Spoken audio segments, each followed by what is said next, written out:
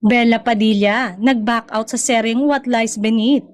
Inanunsyo ni Bella Padilla na hindi na siya kasama sa paparating na teleserye na What Lies Beneath. Maaalalang November 2024, inanunsyo ang naturang upcoming mystery thriller series kung saan bukod kay Bella ay makakasama niya sana sina Janela Salvador, Charlie Dizon, Julia Barreto, JM De Guzman at Jake Cuenca. Sa kanyang social media post, ipinaliwanag ni Bella ang dahilan ng kanyang pag-atras sa paggawa ng serye. Ito ay sa kadahilan ng may gagawin siyang proyekto na 2 pelikula. I sadly had to back out of the show because of 2 upcoming film, genuinely one of the hardest goodbyes, as both the story and character I was given were both so beautiful, ayon sa aktres.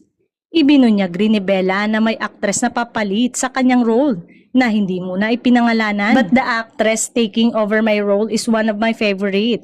Very excited to watch it when it comes out, dagdag pa niya.